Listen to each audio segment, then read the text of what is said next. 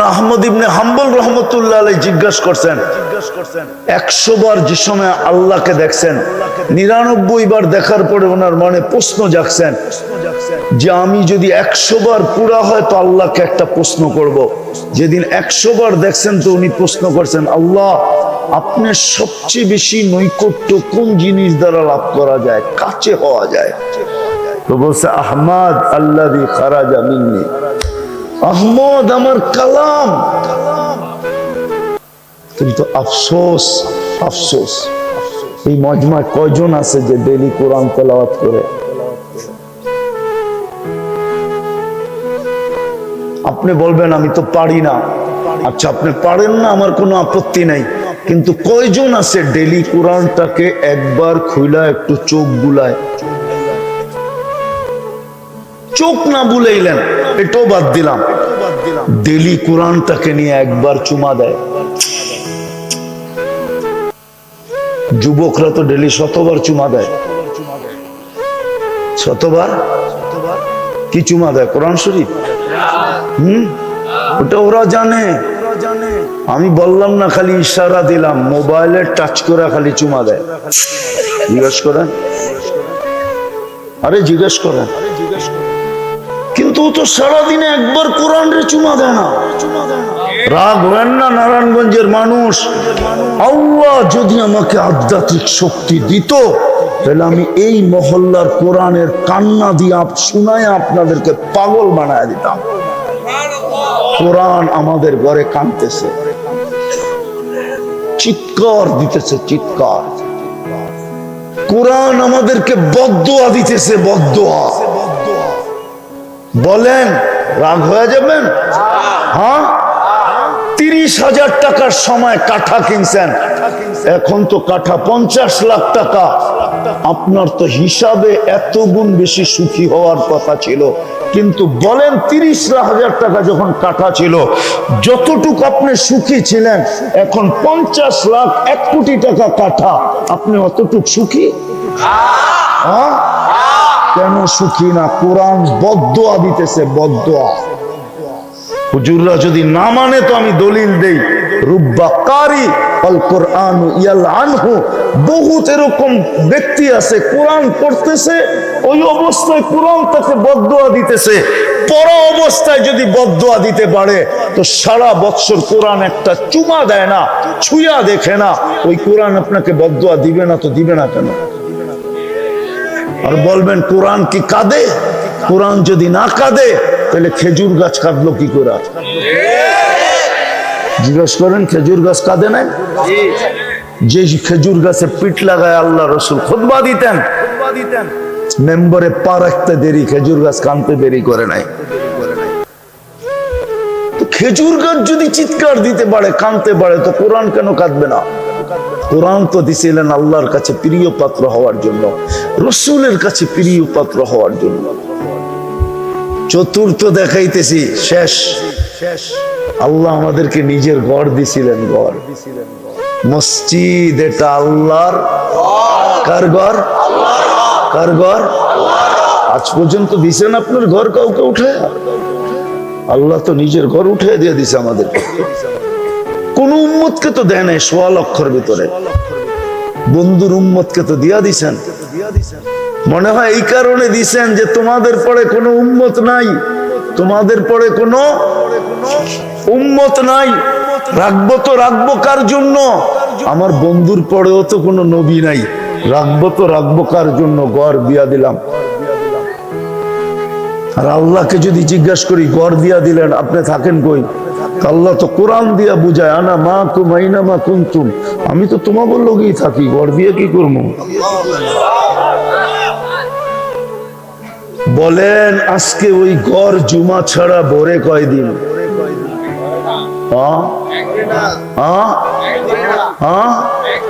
মসজিদ তো দিছিলেন আল্লাহর কাছে প্রিয় হওয়ার জন্য। এই জন্যই তো হাদিসে আছে, যাদের ঘনিষ্ঠ সম্পর্ক মসজিদের সাথে, ওরা যখন 1-2 বেলা না আসে, আল্লাহ জানেন, কিন্তু ফেরেশতাদেরকে পাঠায় দেন, খুঁজা বাহির করো, কই গেল? তো ফেরেশতারা খুঁজতে খুঁজতে বাইর করে বলে, আল্লাহ বিছনায়, ওই ইবাদত করো, সেবা করো, সেবা সেবা। হ্যাঁ হ্যাঁ,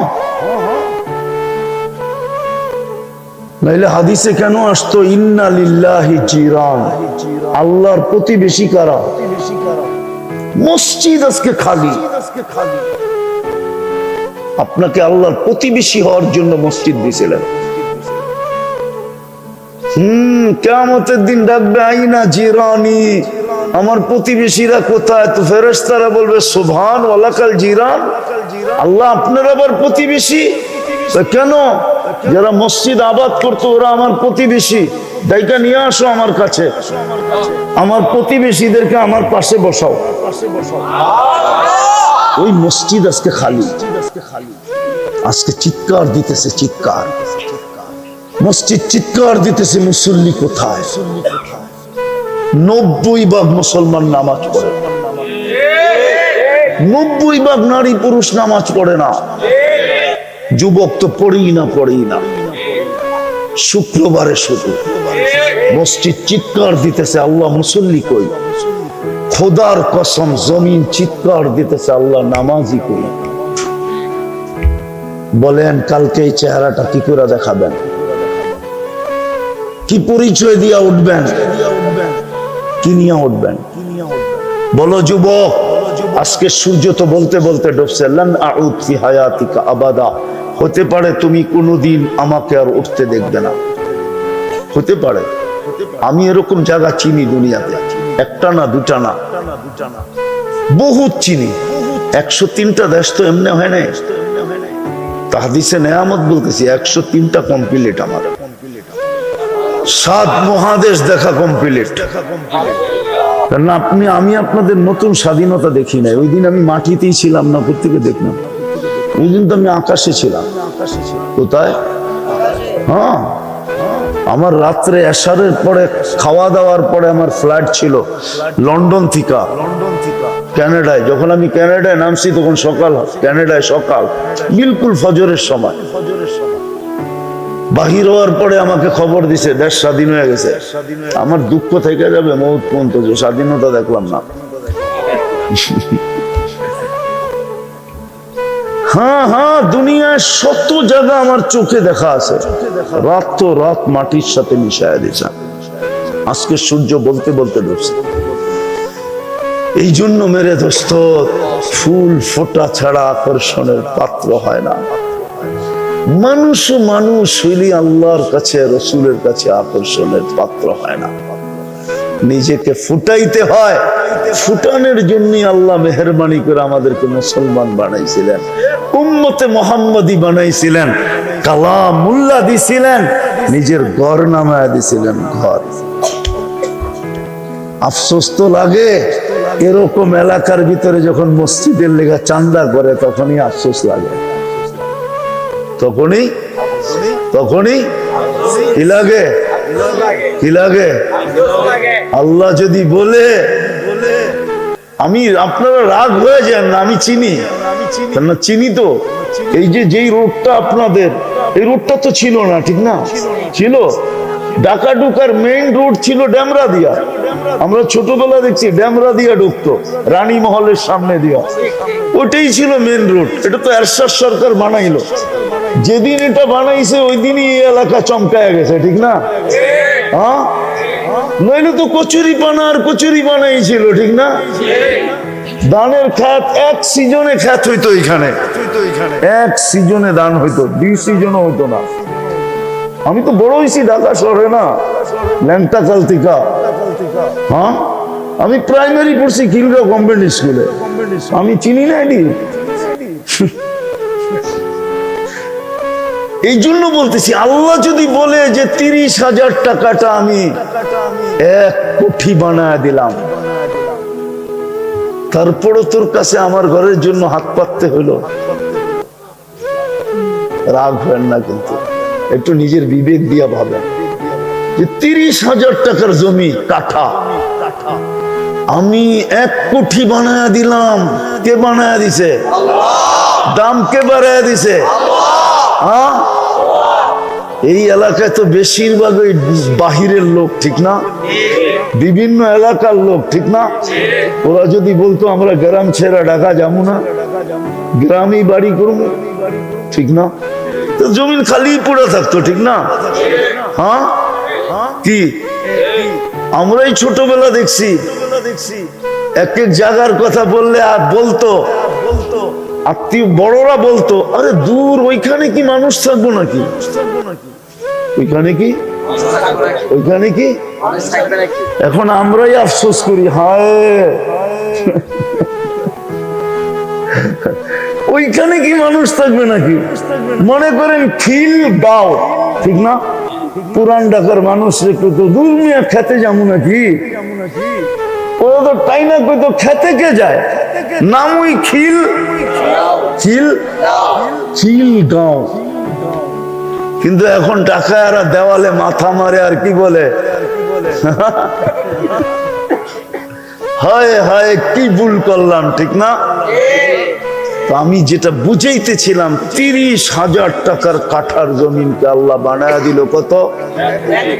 আল্লাহ যদি আপনাকে জিজ্ঞাসা করে 30,000 আমি বানায়া দিলাম 1 কোটি, তারপরও তোর কাছে আমার ঘরের জন্য হাত পাততে হলো, রাগ হয়ে গেলেন? অযৌক্তিক না যুক্তিসঙ্গত? আল্লাহ যদি জিজ্ঞাসা করে কি বলবেন? এই জন্যই তো আমার দুঃখ লাগতেছিল, হুজুরে চাঁদা করতেছিল যে এই এলাকায় মসজিদের জন্য চাঁদা, এখানে তো কারাকারি হবে। কি কারাকারি বোঝেন? কার আগে কে আয়া বলবে আমি পুরাটা করে দিব, আমি একতলা দিব, তুমি 2 তালা দিবে। এখানে পিলার কয়টা? 32 জনই তো পারে, 32টা পিলার করে দিব। আবার 32 জন পারে, আমরা 7 করে দিব। আবার 32 জন বললো প্রথমেই তো আমাকে 5 তালা 6 তালা দরকার নাই, 1 তালা হইলেই এনাফ। হ্যাঁ, আমি পুরাটাকে টাইলস করে দিব, সাজায়া দিব। হয় না? হয় না? হ্যাঁ, আমার কথাটা অযৌক্তিক গুলে ফালায়া দিয়ে কালকে আমরা আল্লাহকে কি দেখাবো? যাক, সর্বশেষ আমাদের হাতে এখনো বল আছে, এখনো আমাদের কাছে কার্ড আছে, এখনো ইচ্ছা করলে আমরা গেম করতে পারি। এই উম্মতের জন্য সুযোগ আছে, সেটা হলো তওবা। সেটা হলো কোন উম্মতকে আল্লাহ এই সুযোগ দেন নাই। কণ্ঠনালীতে রু আসার পূর্ব মুহূর্ত পর্যন্ত আমাদের কাছে সুযোগ আছে। তাও আমাদের নবীজির চোখের পানির কারণে কাঁদতেছিলেন, তো জিবরিল আলাইহিস সালাম সুসংবাদ নিয়ে আসছেন। আল্লাহ জানে আপনি কেন কাঁদেন, বিদায় সুসংবাদ দিয়া পাঠায়া দিছে আপনার উম্মতের তওবা কণ্ঠনালীতে রু আসার পূর্ব মুহূর্ত পর্যন্ত আল্লাহ কবুল করবেন। তো কান্নার ভিতরে হাইসা দিয়া বলছেন, ইদানিয়া জিবরিল, ইদানিয়া জিবরিল, ইদানিয়া জিবরিল। তাইলে জিবরিল আমার উম্মত বেঁচে যাবে। হায় হায়, চলেন আজকে মনের থেকে আল্লাহর কাছে তওবা করি। করবেন? কে কে করবেন দেখি? পাক্কা? তাইলে বলেন আল্লাহ অতীত থেকে তওবা করলাম, বাস এতটুক বলেন, আল্লাহ অতীত থেকে তওবা করলাম। নামান আল্লাহ এখন প্রথম আকাশে, আল্লাহ এখন প্রথম আকাশে। কোথায়? ডাকতেছে, কে মাপ চাবি? আমি মাফ করে দিব। 3টা অভ্যাস করেন আজকের থেকে, পারবেন? ডেলি 2 বেলা তওবা করেন।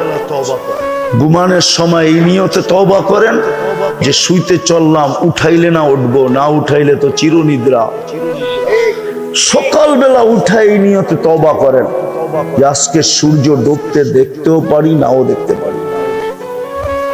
কত মানুষই তো সকালে সাইজা গাইজা গাড়ি নিয়ে অফিসের দিকে ছোটে, কিন্তু ঘন্টা 1.5 ঘন্টা 2 ঘন্টা 3 ঘন্টা পরে খবর আসে যে অপেক্ষা করো, লাশ আসতেছে।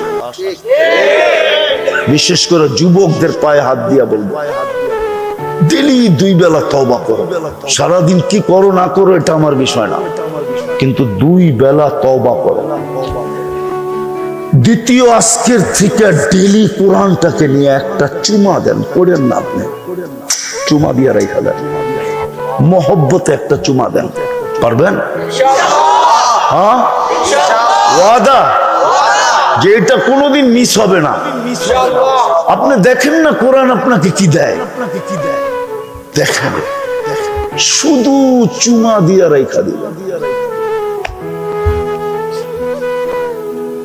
এই উম্মতের সাথে তো আল্লাহর ইয়ারি ছিল, দোস্তি ছিল এতটুকু। আল্লাহ জানতেন 90% উম্মত কোরআন পড়তে পারবে না, কিন্তু আল্লাহ সইতে, আল্লাহ মানতে ছিলেন না যে কোরআন পড়তে পারবে না, ঠিক আছে, কোরআনের খতমের ছোয়াব ছাড়া আমার কাছে চলে আসবে বন্ধুর উম্মত। এটা হয়তো হয় কি কইরা, যাদেরকে আমি এত ভালোবাসলাম, এটা হয়তো হয় কি কইরা। তখন আল্লাহ সূরা ইখলাস নাযিল করছেন, সবচেয়ে ছোট, সবচেয়ে সহজ। একবার পড়বে 10 পারা, দুইবার পড়বে 20 পারা, তিনবার পড়বে 30 পারা। কিন্তু আফসোস তো এইখানে একজনও তো নাই ডেলি এই নিয়তে যে আজকে আমার আমল নামায় কোরআন পড়তে পারি না, তাতে কি আসে আর যায়। কোরআনের খতমের সওয়াব আজকে আমার আমল নামায় 1 খতমের সওয়াব লেখা হোক, এটা ভাইবা 3 বার সূরা ইখলাস পড়ে ডেলি, এরকম কজন এখানে পাওয়া যাবে? 2-4 জন পাওয়া, 2-4-10 জন পাওয়া যাবে। আগে বোঝেন, পড়ি আমি, কিন্তু উচিত ছিল 365 দিন পড়া, যাতে বৎসরের শেষে আমার আমল নামায় 365 খতম কোরআনের সওয়াব আসুক। এটা কিন্তু ভালোবাসার বিকাশ। এই জন্য আমি বলতেছি, আপনি পড়েন আর না পড়েন, একটা চুমা দেন, চুমা, নাইলে কোরআনের কান্না বন্ধ হবে না, কোরআনের কান্না বন্ধ হবে না, কোরআনের বদদোয়া বন্ধ হবে না।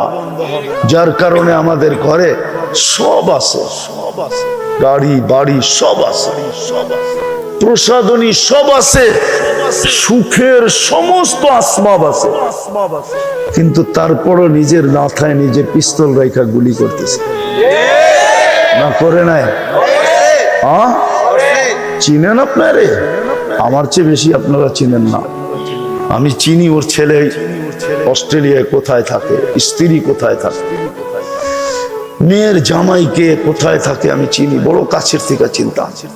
কোনো জিনিসের অভাব ছিল না, কিন্তু সুখ ছিল না, চিত্তে সুখ ছিল না। দিবেন কোরআনকে আজকের থেকে চুমা? ওয়াদা? পাক্কা? সর্বশেষ আজকের থেকে মসজিদ ভরা দিব, পারবেন?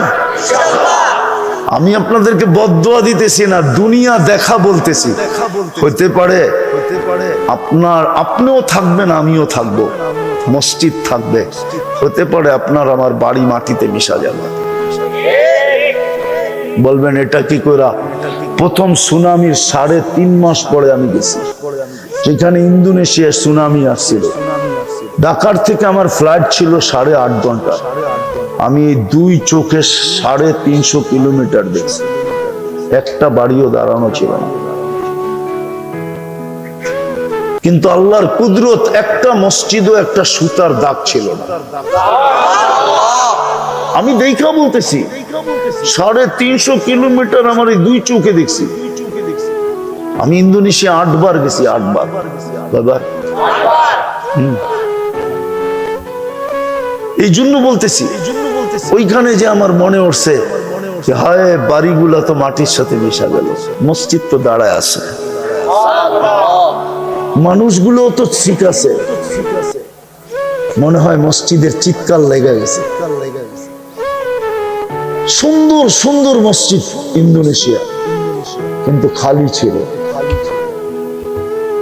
এরকম না হয় যে আমরাও থাকি, মসজিদও থাকলো, কিন্তু বাড়িগুলা মাটির সাথে মিশে গেল। আল্লাহ পারে, আল্লাহ পারে, আল্লাহ পারে, আল্লাহ ওই ঝটকা দিতে পারে। এই জন্য মসজিদ বড়া দেন, দিবেন তো? সর্বশেষ কয়টা পিলার জানি? একটা পিলারে খরচ কত? একটা পিলারে খরচ কি কয়?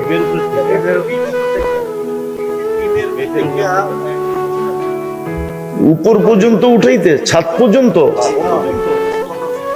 মাত্র 25,000। কি কয়? আসেন কেউ যে আমি মা বাবার নামে একটা পিলার করে দিলাম,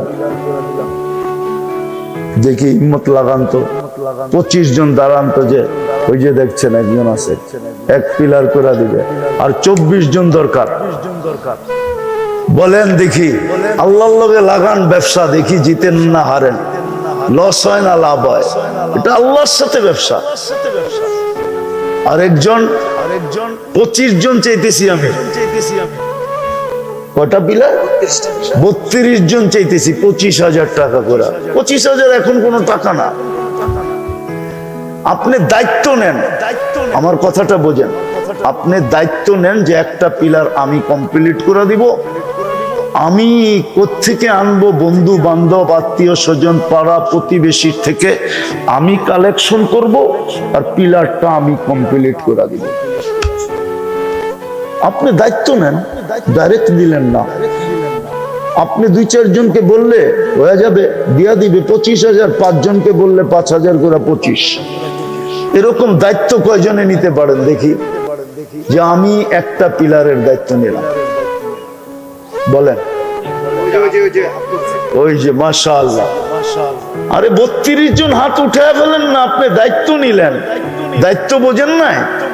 আপনার ভাই ব্রাদার বিদেশে আছে, দেশে আছে, বন্ধু বান্ধব আছে, আপনি দায়িত্ব নিয়ে নেন। এটা তো ইচ্ছা করলে একটা ইয়াং ছেলেও নিতে পারে।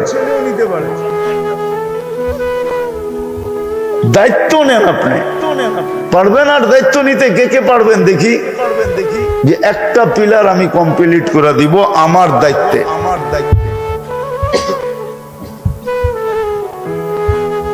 বলেন দেখি। আর